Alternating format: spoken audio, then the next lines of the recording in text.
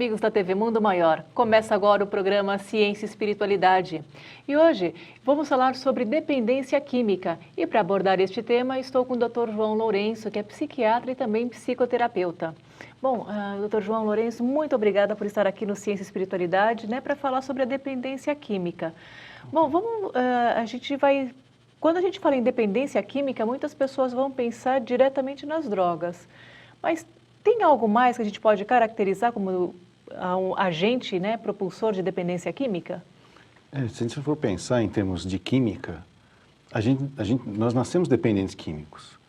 Toda química orgânica e inorgânica faz parte da vida, mas não é dessa dependência. Se você ficar sem comer, não vai ter o carboidrato, o hidrogênio, o oxigênio, principalmente o nitrogênio que a gente precisa para formar o corpo. Nós dependemos dessa química. Certo. Mas quando se fala da dependência química enquanto doença, a gente se refere à dependência de álcool e outras drogas. Essas outras drogas podem incluir as drogas lícitas, algumas drogas lícitas, como a nicotina, e também remédios que podem causar dependência, que tem o mesmo jeito de um álcool ou de uma cocaína, mas é um remédio que você prescreve. Certo. Então existem outras substâncias químicas da qual a gente pode ficar dependente. Essas substâncias da dependência química enquanto doença, nós chamamos de substâncias químicas psicoativas. E por isso, então, quando se refere à dependência química, é essas substâncias. Certo. E o que caracteriza a dependência? Como que a gente sabe que um uso pode ser normal, de um remédio no caso, ou às vezes de uma bebida alcoólica? O que pode ser normal e o que já pode ser considerado doentio? É isso que talvez confunda um pouco as pessoas na hora de ver a pessoa usando droga, vamos dizer assim, ou usando álcool, ou usando um remédio. Então existe o conceito de uso, de abuso e de dependência. O uso, na realidade, a maioria das pessoas são usuários. São pessoas que usam aquela substância, têm um efeito com ela e esquece, passa. Ela vai pensar nisso depois, em alguma ocasião, mas não que fique pensando nisso o tempo todo.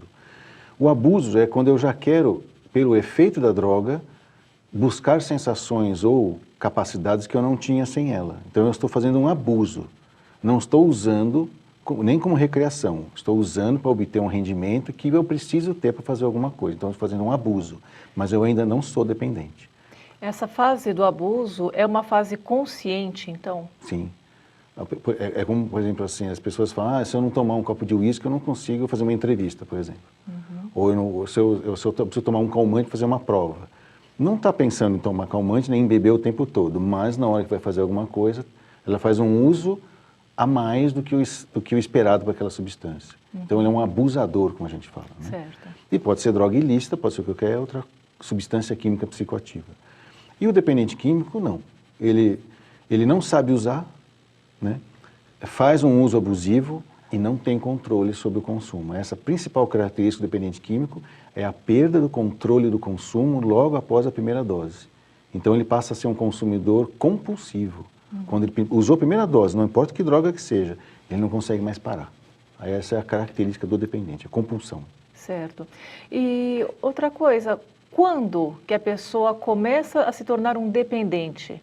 Porque às vezes a pessoa talvez não admita isso de início, mas as pessoas que estão ao redor, familiares, amigos, podem ver o fulano está diferente, está abusando um pouquinho, não deveria ter feito tal coisa.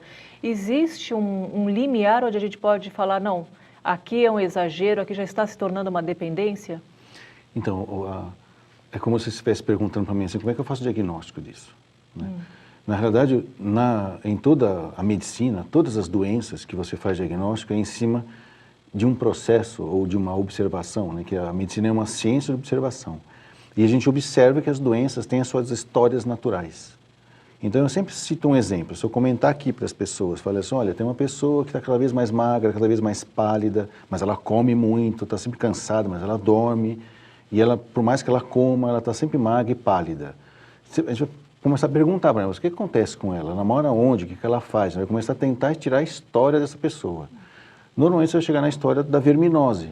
Ela tem um verme que não deixa ela engordar, que não deixa ela ter energia, etc, etc. Então é a história natural da verminose. Na dependência química também tem uma história natural. A primeira fase dessa história, a gente separa ela em 3 fases apenas para fins didáticos, mas ela pode acontecer meio que simultaneamente. A primeira fase a gente chama de uso social.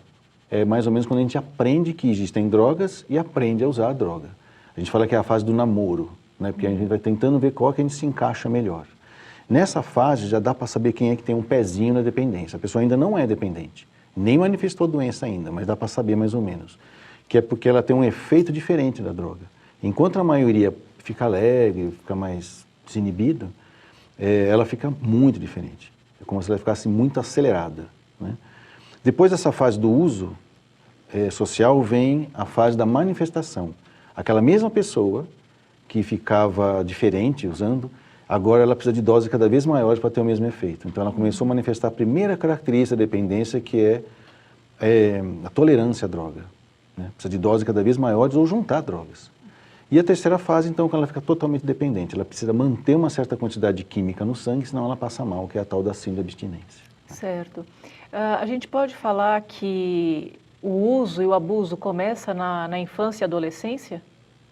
Pode. É que hoje em dia a gente vê pessoas começarem a usar droga nas mais diferentes idades. Tem criança que aprende a beber por cultura, né? Então você vai no Nordeste, tem criança que anda com cantil, cortando cana, e você pensa que a água não é. É água ardente, porque aprendeu que ele tira a fome até chegar a hora do almoço, né?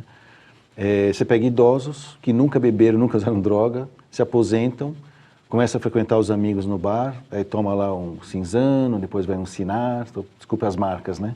Depois um rabo de galo, e aí quando vai ver está jogando dominó e já está dependente do álcool. Então não tem muita idade para começar, tá bom? Mas é mais comum o acesso às drogas na pré-adolescência, na adolescência, cada vez mais cedo a experimentação. Portanto, quem tem predisposição vai cada vez mais cedo acionar essa doença. Certo. Uma outra frase que dizem, não sei se é mito ou verdade, o cigarro pode ser uma porta para outras drogas? Outras pessoas falam que maconha é algo natural, mas pode também ser, a gente sabe que dos efeitos maléficos, né? Mas pode também ser uma porta de entrada para outras drogas? Pode. Ela, na realidade, vamos dizer assim, ela pode ser a porta de entrada para a dependência química. Certo. Aí, se a pessoa vai ter dependência cruzada, não é um termo muito bem compreendido, mas ela pode ser dependente de várias drogas ao mesmo tempo. Pode abrir porta para a dependência de outras drogas também. Mas, com certeza, abre porta, se a pessoa tiver a fechadura e a chave entrar, aí a doença se instala e dificilmente ela vai sair enquanto não fizer um tratamento sistemático e metódico. Certo. Bom, a gente vai falar um pouquinho mais sobre os efeitos negativos das drogas no nosso próximo bloco. Perfeito. Nós voltamos já já.